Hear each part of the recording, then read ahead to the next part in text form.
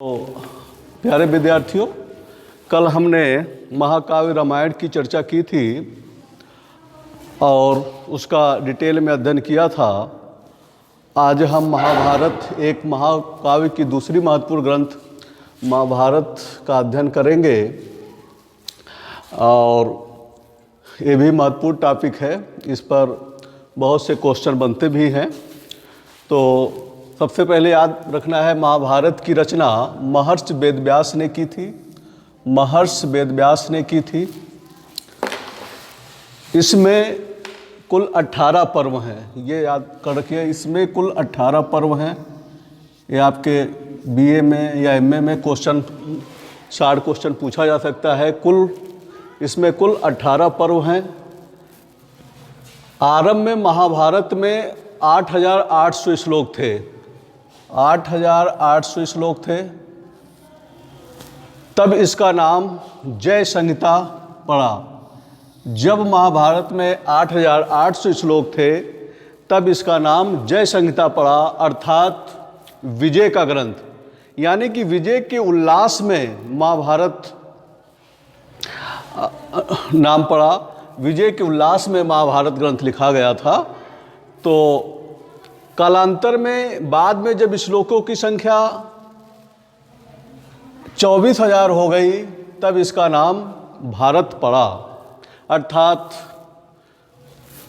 अपना देश का नाम भी भारत है। तो जब श्लोकों की संख्या 8,800 से बढ़कर 24,000 हो जाती है तब इसका नाम भारत पड़ा। अंतिम रूप से जब इसमें श्लोकों की संख्या 1 लाख हो गई, 1 लाख हो गई, तब इसका नाम महाभारत पड़ा। तब इसका नाम महाभारत पड़ा। 1 लाख श्लोकों के कारण इसे सप्तशास्त्री संहिता भी कहा जाता है। सप्तशास्त्री संहिता भी कहा जाता है।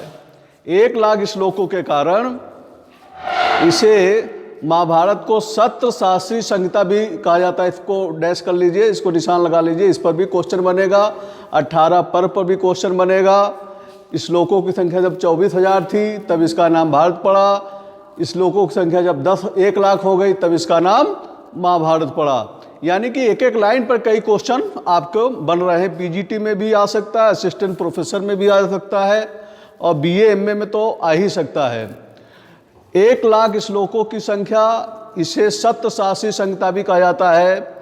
महाभारत में 10वीं शताब्दी ईसा पूर्व से लेकर 4वीं शताब्दी ईस्वी तक की जानकारी मिलती है। अर्थात कहने का मतलब है महाभारत में 10वीं शताब्दी ईसा पूर्व से लेकर 4थी शताब्दी ईस्वी तक की जानकारी मिलती है।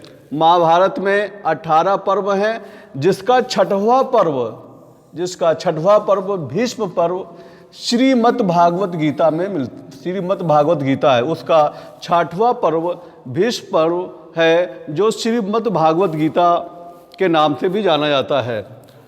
सर्वप्रथम अवतारवाद की सूक्ष्म संकल्पना शतपथ ब्राह्मण में मिलता है।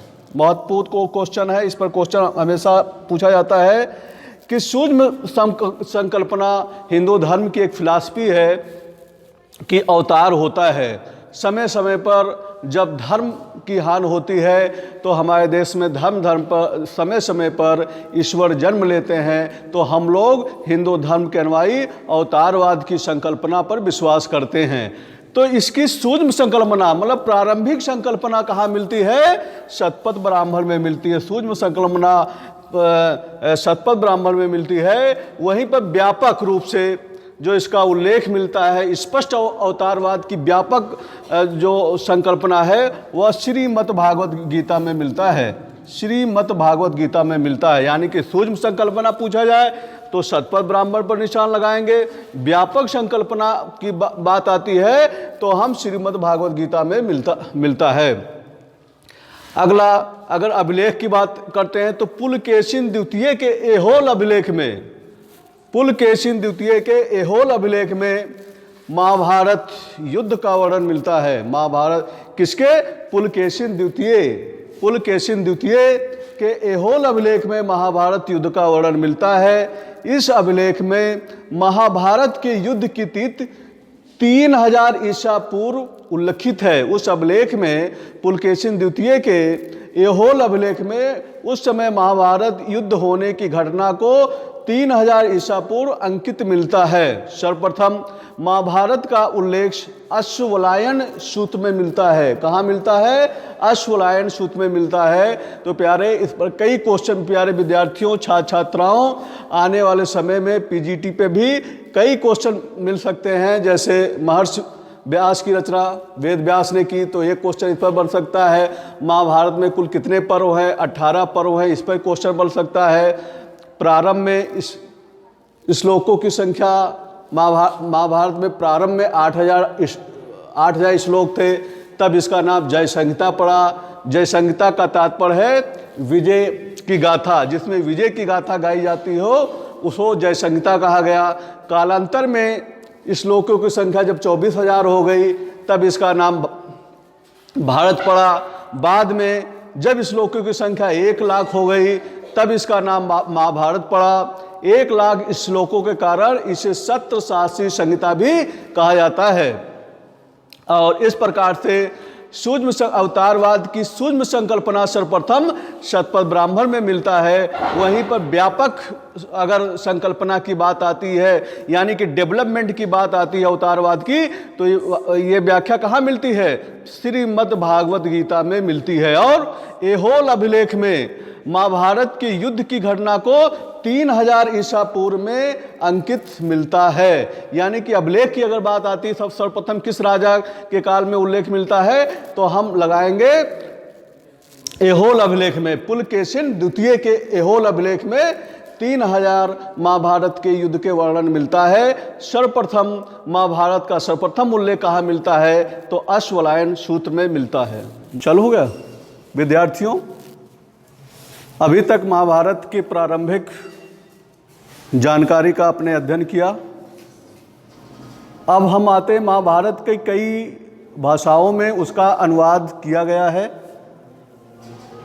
इस पर काफ़ी क्वेश्चन बनते हैं पीजीटी और हायर एजुकेशन में, यहाँ तक कि पीसीएस से भी क्वेश्चन जरूर 1 या 2 क्वेश्चन जरूर आते हैं। इसलिए इन पुस्तकों को आपको हर हालत में याद करना है, चाहे वो पीसीएस की परीक्षा हो,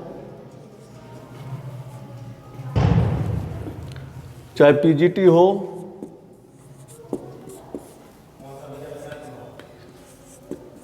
पीसीएस हो, आईएएस हो, इसमें सभी में क्वेश्चन ये आएगा।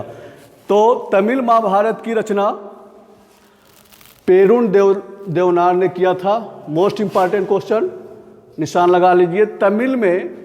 तमिल भाषा में महाभारत की रचना पेरुन देवनार ने किया। वहीं पर तेलुगु में महाभारत की रचना एरा प्रगदा ने किया था।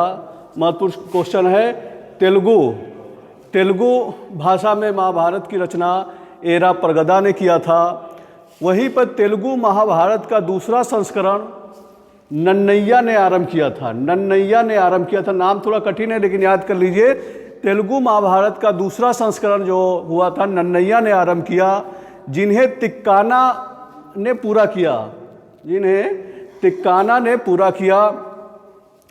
बंगाली महाभारत की रचना, बंगाली भाषा में महाभारत की रचना काशीराम ने किया था। किसने किया था?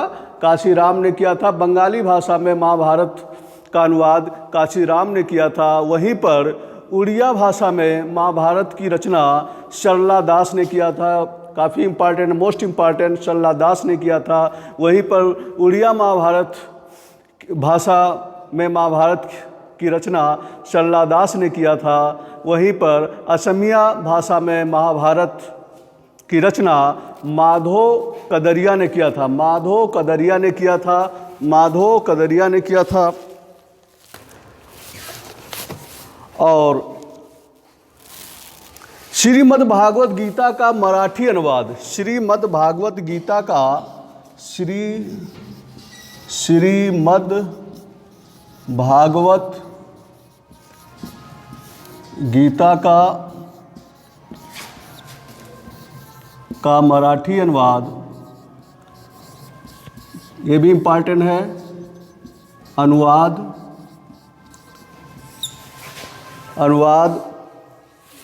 विनोबा भावे ने किया था। विनोबा विनोबा विनोबा विनोबा भावे ने किया था। इसका नाम याद रख लीजिए। यानी कि श्रीमद् भागवत गीता का मराठी अनुवाद श्रीमद् भागवत गीता में किया है। बंगाली भाषा में, बंगाली में गीता का अनुवाद आधुनिक काल में, बंगाली भाषा में गीता का अनुवाद आधुनिक भाषा में राजा राम मोहन राय ने किया था। राजा राम मोहन राय, राजा राम मोहन राय, राजा, इसका नाम याद रखिए, राजा राम मोहन राय ने किया था, जिन्होंने सती प्रथा जैसे क्रूर प्रथा को इन्होंने ही समाप्त किया था विलियम बेटिक की मदद से।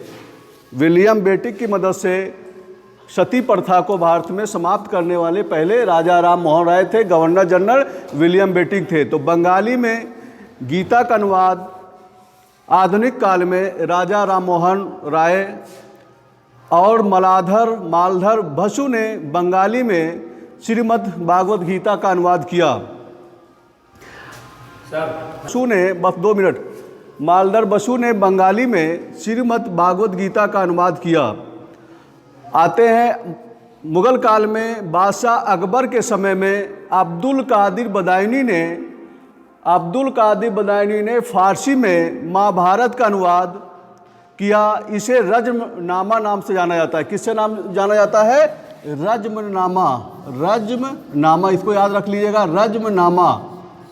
बादशाह अकबर के काल में अब्दुल कादिर बदायूनी ने महाभारत का फारसी में अनुवाद रज्मनामा के नाम से किया था। मोस्ट इंपॉर्टेंट क्वेश्चन, रज्मनामा के नाम से किया। यह क्वेश्चन आता है। महाभारत के आदि पर्व में मौर्य सम्राट अशोक का भी उल्लेख मिलता है। यानी कि महाभारत के आदि पर्व में मौर्य सम्राट अशोक का उल्लेख मिलता है। कालिदास के नाटक अभिज्ञान शाकुंतलम का कथानक महाभारत के आदि पर्व से लिया गया है।